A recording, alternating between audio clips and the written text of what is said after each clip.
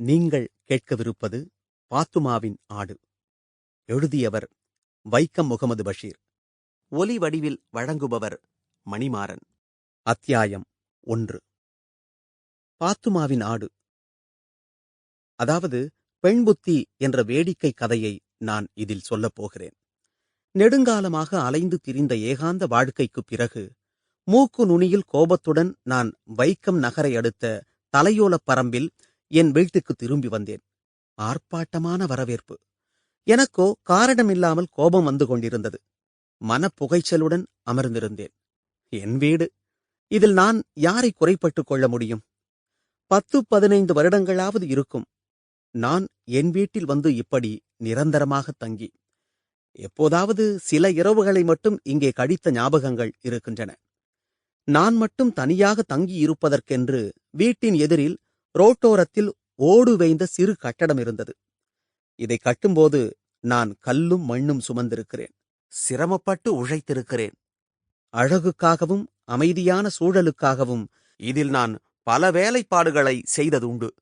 உயரமாக கல் கட்டி வெள்ளை மணல் தூவிய முற்றத்தைச் சுற்றிலும் அழகழகான செடிகள் இருந்தன. மலர்பந்தலில் முல்லையும் பிச்சிப்பூவும் படர்த்தப்பட்டிருந்தன.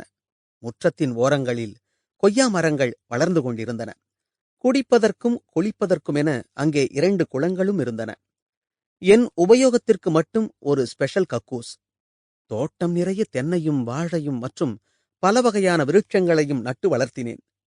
இதில் மாமரங்களும் உண்டு. சாலையின் ஓரத்திலும் எல்லைகளிலும் அழகழகான அன்னாசி செடிகள். தோட்டத்தைச் சுற்றிலும் 6 அடி உயரத்தில் தென்னையோலையும் முள்ளும் பொதிந்த வேலி. முன்புறம் மரச்சட்டமிடப்பட்டதும் எப்போதும் பூட்டிக் கிடப்பதுமான ஒரு கேட்டு. பாதசாரிகள் அதனோடே பார்த்தால் செடிகளும் பூக்களுமெல்லாம் அழகாகத் தெரியும். நான் அந்த சிறு வீட்டில் தனியாக வசித்தேன். சாயாவும் பலகாரமும் சாப்பாடும் என் அதாவது அம்மா கொண்டு வந்து கேட்டின் மீது உயர்த்தி தருவாள். அப்படியெல்லாம் சுலபமாக நான் யாரையும் உள்ளே அனுமதித்து விட மாட்டேன். நிம்மதியாக உட்கார்ந்து எழுதுவேன் அல்லது எதையாவது வாசிப்பேன். இரண்டும் இல்லை என்றால் செடிகளையும் மரங்களையும் சீராட்டியபடி உலாத்திக் கொண்டிருப்பேன். அப்படி இருக்கும்போது ஒரு நாள் நான் ஊர் சுற்ற கிளம்பினேன். வர்க்கலையில் சிவகிரி, மதராசி, எர்ணாகுளம், கோயம்புத்தூர் போன்ற ஊர்களில் 3 வருடங்கள் தங்கியிருந்தேன்.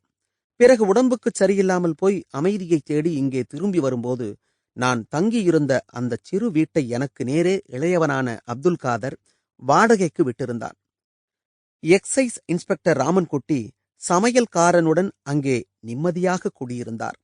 ஐயாவுக்கு வீடு ரொம்ப பிடித்து போயிருந்தது. இருந்தாலும் மாறிவிடுகிறேன் என்றார். ஆனால் அந்த கிராமத்தில் வேறு வீடு கிடைப்பதற்கு எந்த மார்க்கமும் இல்லை. என்ன செய்வது? அப்பாடா, அப்படியாக நான் என் வீட்டில் குடியேறினேன். அமைதி, சாந்தம், பிறகு முழுமையான ஓய்வு.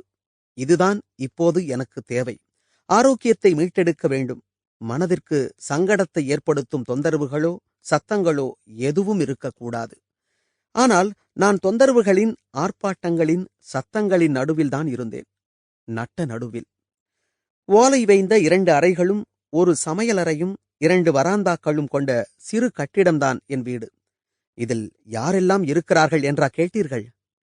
என் அம்மா, எனக்கு நேரே இளையவனான அப்துல் காதர், அவனுடைய பெஞ்சாதியான குஞ்சானும்மா, இவர்களின் செல்லப்புத்திரர்களான பாத்துக்குட்டி, ஆரிஃபா, சுபைதா, அப்துல் காதருக்கு இளையவனான முகமது ஹனீஃபா, இவனுடைய பெஞ்சாதி ஐசாம்மா, இவர்களின் அருமந்த வாரிசுகளான ஹபீபு முகமது, லைலா, முகமது ரஷீது, ஹனீஃபாவுக்கு இளையவளான ஆனும்மா, இவளுடைய கணவனாகிய சுலைமான், இவர்களுடைய அருமந்த புதல்வன் செய்து முகமது, அப்புறம் என் கடைசி தம்பி அபூபக்கர் என்னும் அபு.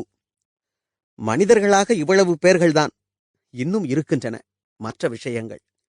எங்கிருந்தோ வந்து குடிபுகுந்த, உம்மாவிடம் அடைக்கலம் தேடிய சில பூனைகள், இவைகளுக்கு பயந்து மாடியில் எந்நேரமும் ஓடித் திரியும் 100கணக்கான எலிகள், கூரையின் மீது அமர்ந்து கரைந்து ஆர்ப்பாட்டம் காட்டும் ஏராளமான காக்கைகள், அனைத்திற்கும் மேலாக என் உம்மாவின் ஏகபோக சொத்துகளான வீட்டை தங்கள் ஆளுகைக்குள் வைத்திருக்கும் 10-100 Sample complete.